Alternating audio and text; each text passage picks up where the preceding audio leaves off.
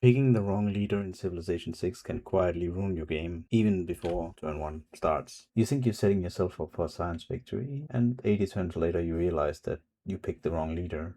The bonuses are barely helping you. And on Immortal and Deity, that kind of mismatch is the difference between snowballing early or spending the whole game trying to catch up and ending up in defeat. So in this video, I'll give you my take on the top 10 best leaders in Civ 6 and mention which victory types each one are good for, so you can pick based on what type of victory you want to go for. At the end, I'll give you also my take on the worst leader in the game, and that pick is gonna annoy some people because I know some like it very much, that particular leader. But this is my opinion, and some people will disagree. If you disagree, feel free to comment and like and subscribe if you enjoy this type of content. So, what's my ranking criteria? First, it has to be fun to play this particular leader. And the leader has to be good in at least one victory type. It has to be a balanced leader, so not something that's completely out of whack, and some kind of straightforward strategy that you can go for with a particular leader. That's my criteria. Let's move on. So number 10 on my list, starting from that, I have Abraham Lincoln.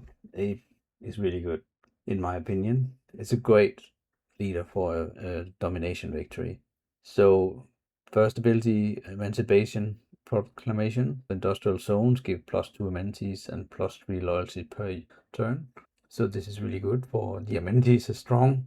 A plantation gives -2 loyalties, but that's usually not a problem. But the important part here is receive a free melee unit after constructing industrial zones and their buildings. So it's very easy strategy with Ape. You simply just build as many industrial zones as you can, you conquer cities, you build all the factories, the workshops, and so on in every single one to get free units, and you just use those units to plow away everything in your way. So it's a very good way of building an army cheap, because the industrial zones are anyway good to get. Yeah, so from there on, it's just build as many as you can, fill them up until the power plant, and use the units to steamroll everything. So I would say the disadvantage of America, or yeah, America and Abe Lincoln, is that the unique unit and the unique building comes in the late game. So that means they have a weak early game, because this advantage here doesn't kick in until you start building industrial zones. So survive the early game, but then once your industrial zones get going, just steamroll everything. So one of my highest scoring games was with Abe Lincoln, so I really like him. And next one, number 9 on my list, we have, and this is gonna annoy some people, I think, Eleanor of Aquitaine, England. And what's so good about her? The first thing is England, they have the Workshop of the World. Iron and coal mines accumulate 2 more resources per turn. Military engineers receive +2 charges. And buildings that provide additional leads when powered receive +4 of that lead yield. +20% protection towards industrial zone buildings, and harbor buildings increase strategic resource stockpiles. So this is really strong. All that extra iron and coal you can get, if you have the right map for it, you can sell. So your economy will be boosted by it, your production is boosted by it. So this is really nice. But what makes Eleanor fun to play is this ability, Court of Love. The Great Works in Eleanor cities each cost -1 loyalty per turn in foreign cities within 9 tiles. So each of the Great Works, right? So you start adding up 2 pieces of literature, 3 pieces of art or archaeology, you have relics in your holy sites, and so on. It quickly adds up to a lot of loyalty pressure on the opposition. You can really abuse this to steal cities close to you. It's quite fun to win this way, actually. The other advantage here is that a city that leaves another situation, you just get them immediately. That is really strong. Yeah, so here's an example. You can see London I have here, but over here we have, oh, Angkor Thom, Angkor Wat. So I basically took over the entire nation there of Jamaram in the Khmer, and I did it without firing a single shot. And I did it simply because of the loyalty pressure from the different buildings. So you can see here London has a couple of wonders here, right? Hermitage first and foremost can have 4 great works, the Bolshoi, and then the Theatre Square, and they're all within 9 tiles of this one here, right? So that's 7, that's 11. minus 11 loyalty just from this. And then also in the holy site you have here that you also have a great work, Ark of the Covenant, and another city square here, right? So those pressures just add up. And it doesn't take much. You just send in one single spy and then do the loyalty reduction operation with the spy. Boom, this city falls. Then you simply move all your relics and your books and all that stuff over to this city, and the pressure spreads to the other ones. And very quickly you can actually take over a whole nation. In this case, as you see, I took even the original capital of Khmer, and I did it without firing a shot. Then there's the Sea Dog unit. That doesn't matter, I don't care for it as much, but the Royal Navy Dockyard is pretty decent. So I think Eleanor is a solid civ. So I put her 9 on my list because I think she's really fun to play. Number 8 on my list, we have Shaka of the Zulu. What makes him so good? May form corps and armies earlier, so usually get them later in the game. So corps is where you combine 2 units into one, and army is 3 units into one for additional strength. An additional +5 base combat strength to both corps and armies. So this is really strong for domination. If you play Shaka, just beeline for these 2 civics and build these armies and go cream your opponent in a domination victory. So it's really strong for that. Conquering a city with a unit will upgrade to corps and army, so you can get 3 upgrades there. That's really strong also. As a unique medieval era unit, replacing the pikeman, it's a strong one, increased flanking bonus, low cost, low maintenance. So the MPs are really strong. And of course a unique encampment. So provides +1 housing. Shaka is a really good one, but they're very domination victory focused, but it's a solid choice. The only disadvantage, you say, if your domination ambition doesn't work out, then you can find yourself trying to catch up the rest of the game. But so really play aggressively if you choose to play with the Zulu. It's built for that particular purpose. Number 7 on my list, we have John Curtin, Australia, 100% production if they have either received the declaration of war or liberated a city in the past 10 turns. So yeah, that's pretty strong, right? So if someone attacks you, then you can produce some units for your defense twice as fast, basically. Or you can build stuff if they attack you. So it's a solid ability, I would say. But what really makes Australia nice, in my view, depending on the map, of course, +3 housing in coastal cities. So we all know that situation. You have that area, land area, you have some inland cities that are good because there's a river, so you have good housing there, and you have those stupid coastal cities which have no river, but you need to use that area. Maybe there's a resource you need or whatever, but the housing situation is so bad because there's no fresh water, right? We all know it. Australia doesn't have that issue because +3 housing, so it's like free fresh water. So that is really nice.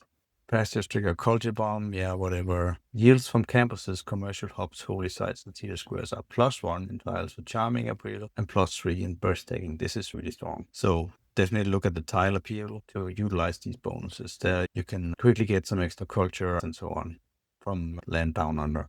This is really good. Digger, which is a modern era unit placed in. So this is good, but again, late game, so less strong for me. The civilizations that have the best unique units are the early game ones, in my view. You can utilize them early and use them to get the early golden age and so on. So the late game ones are less interesting. But anyway, it's a solid unit in the modern era. Outback Station is unique to Australia, which gives extra food and production. And addition to pasture, extra food again. So this is also a solid building you can utilize on your squares. It can only be built in desert hills, grassland, and plains tiles though, but it's still good. John Curtin is a really solid choice, I would say. Definitely one of the best all-around civilizations for all victory types. It's then number 6 on my list. Then we go to Germany. We have Barbarossa, Frederick Barbarossa, the Holy Roman Emperor. He has an additional military policy slot, so that already tells you what victory type is best for him. Definitely good for domination. +7 combat strength when attacking city-states. That already gives you the early game strategy. Cream every city-state that's near you to take their cities. That can expand your land very fast. And once you have a lot of cities, you can use it in many different ways. It doesn't have to be a domination victory. You could use it to build science or go for cultural victory and so on. So it's a really solid ability to build your nation fast. You have to play aggressively early on. After that, you can choose whatever you want. The Germany ability, 3 imperial cities. Each city can build 1 more district than usual, exceeding the normal limit based on population. This is really good, because otherwise you are blocked and it can take a long time to get to the next level where you can build that industrial zone or whatever it is you're missing.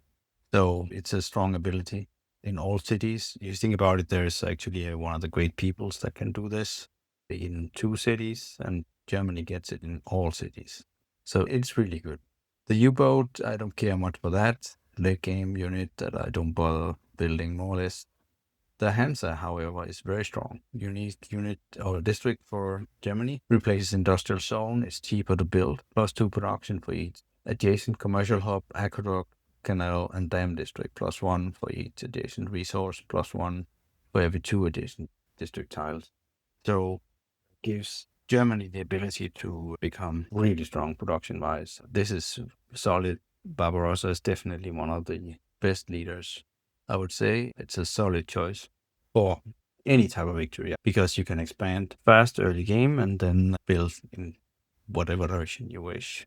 Number 5 on my list, maybe surprising choice for some. I've gone for Menelik of Ethiopia. So this is a really strong civilization in my view. It receives science and culture bonus equal to 15% of your face generation in cities found at hills. So build every city on hills. And if you get a map with a lot of flat tiles, just regenerate the map and try again. You need those hills, and then your cities will be really strong, right? You get strong face in your cities from the holy sites and so on, then automatically you get that extra science and culture. So it's really good. The +4 combat strength on hills, that's just something to consider with your units. Place them on hills all the time as much as you can and utilize that if you're in a war. And then Ethiopia, Aksumite Legacy. Ethiopia's international trade rules grant +0.5 faith per resource at the origin. And improved resources provide +1 faith for each copy the city owns. So again, the trade route there generates extra faith, and you can purchase archaeology museums and archaeologists with faith. This is also a strong ability if you want to go for culture victory. Just get your faith up, and you can get the archaeologists much faster this way, and the museums. So solid both for religious victory and for cultural victory. And because of the science boost, you can also, again, with Menelik, you can also go for science victory or domination. Even if you take the right path down the tech trees, you can build units. It has this cavalry. It's a unique medieval light cavalry unit, replaces the Corsair. That's pretty good. No movement penalty for moving in hills. So that's definitely worth considering. So you could go for medieval rush or domination of snatching a couple of cities from your nearest neighbor. And the unique building is the rock-hewn church, and it has +1 faith for every adjacent mountain and hill style, +1 faith in general, provides tourism from faith after researching flights, +1 appeal, not be destroyed by natural disasters, only built on hills though, which is a limitation, but still a solid building. So again, a lot of faith generation, but you can see how it ties into the ability with science and culture. So it's a really good choice. Ethiopia, the nation here, right? So, and again, this is for multiple victories. You can go whatever direction you wish. This one is what makes them really good.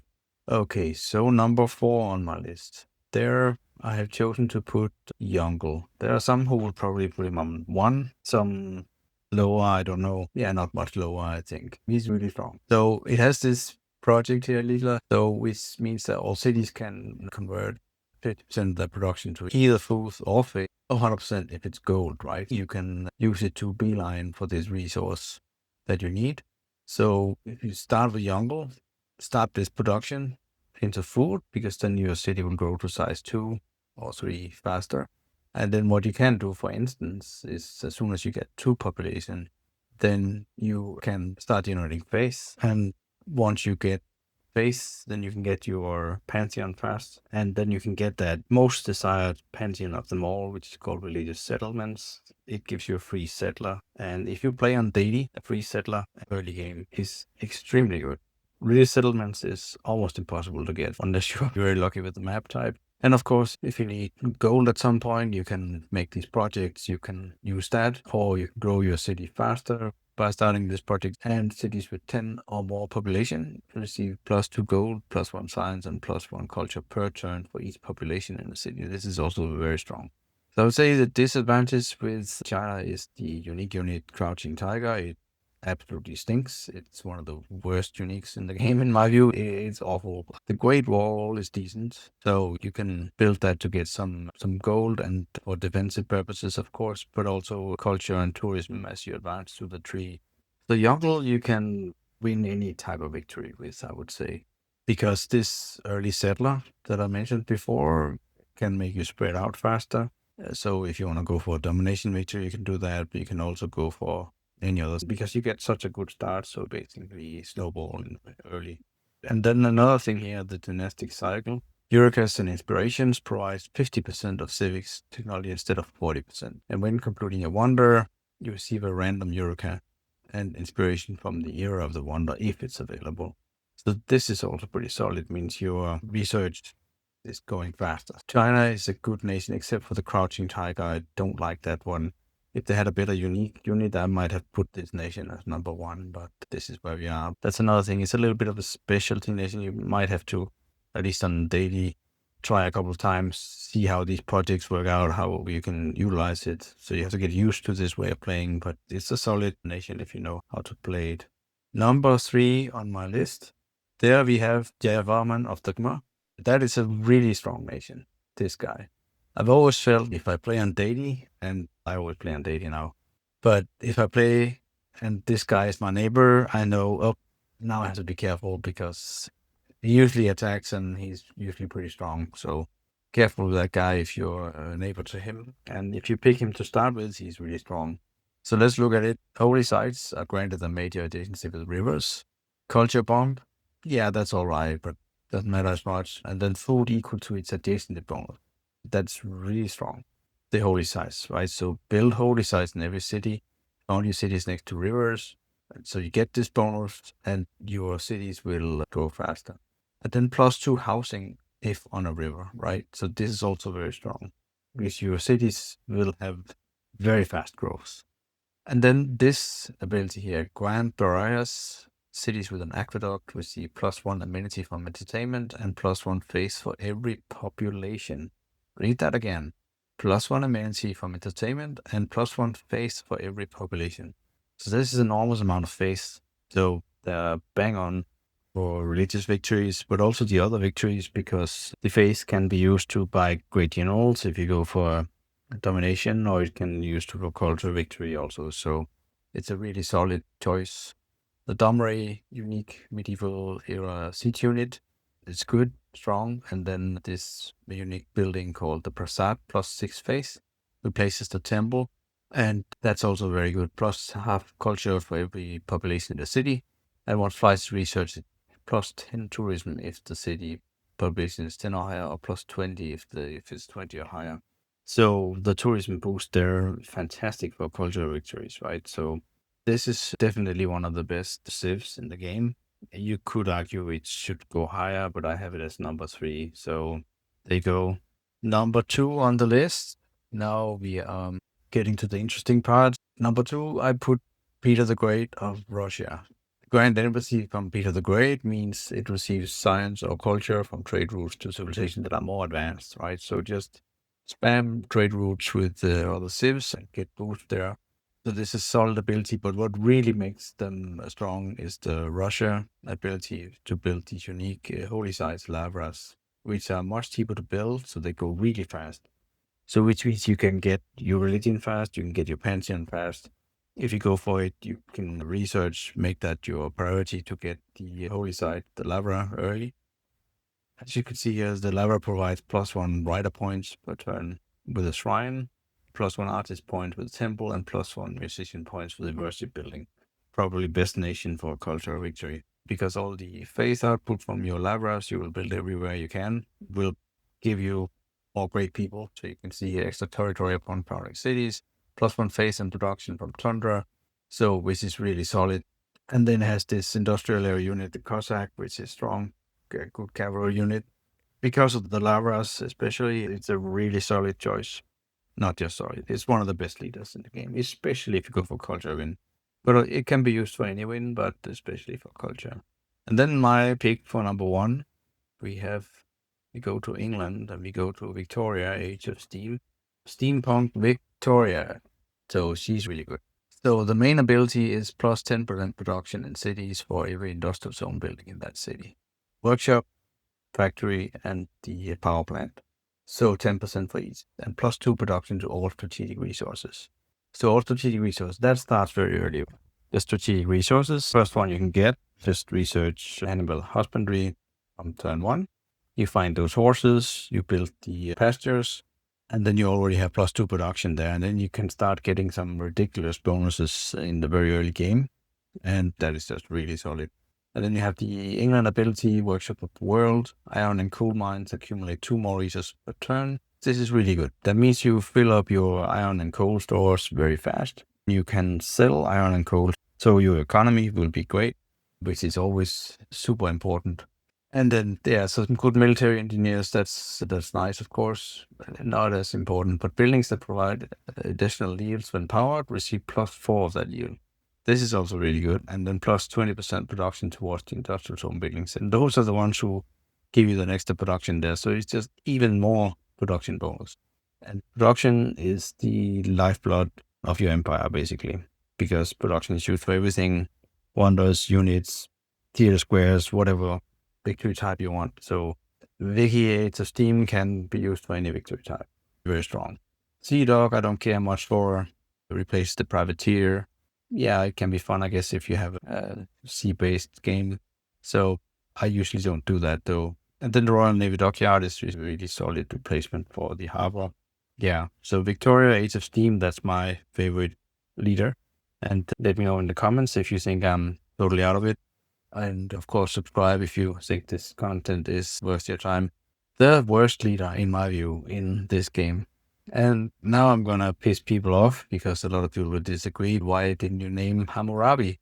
And it's because I hate him so much. I actually usually, when I start a game, I always select him off so he can't be picked as one of the opposition. I really think it's an unbalanced civ. And the reason is this Babylon ability. Eurekas provide all of the science for the technologies. Minus 50% science per turn. But this Eureka thing means you make these gigantic jumps in science. That just pisses me off so much when I play against him that I choose to turn him off now, because I had one game where I was running around with musketmen and suddenly had barbarians with modern day infantry because Babylon was in the game and he was ahead because of this jump. I do not like it. Yeah, that's my choice for the worst civilization in the game, at least in terms of game balance. I guess some people think it's fun, and I guess he can be fun to play, but I just think it's an unbalanced ability, so I don't like it. So therefore I switched him off. I have some honorable mentions. Leaders I really like that maybe didn't make top 10, but still are very much fun to play with. Let's go to the first one, Poundmaker. I really like Poundmaker. Favorable terms. All alliance types provide shared visibility. If you play against Poundmaker, you probably see that he really likes to make alliance with as many as possible. So you give that shared visibility, that's good. And the trade routes provide extra food to Poundmaker per camp or pasture at the destination. So that's always good to grow your cities faster. So the trade routes are really good. It has an extra trade route capacity, the Cree, and a free trader with the pottery technology. So you get a early trader for free, that is nice. And unclaimed tiles in 3 tiles of a Cree city comes under Cree control when the trader first moves into it. So it expands the territory like that early. It's a fun thing. The Mekivap is a unique building and it's quite good. You get it early, so that's an advantage. So you can get first Golden Age. So that is really strong. It's very strong early game. And then the Scout unit, I love that Scout unit. Strong early reconnaissance unit that can help clear out barbarians in the early game. Another honorable mention, I have Ludwig here. Wonders, even if not finished, receive +2 culture for every adjacent district. This is kind of scammy. So that basically means that as soon as you research some technology that can give you a wonder, then you start building it and you can just move the city to build something else.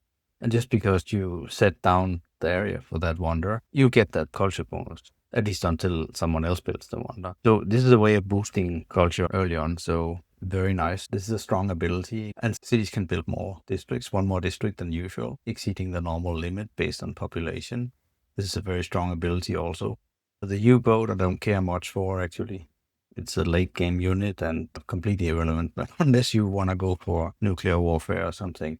It has the Hansa district for Germany, which is a strong industrial zone, so that's definitely a strong side. My final honorable mention is Congo, actually, and it's in Singa. Yeah, how do you pronounce that? In Singabanda, cities receive 10% yields if on the same continent as your capital.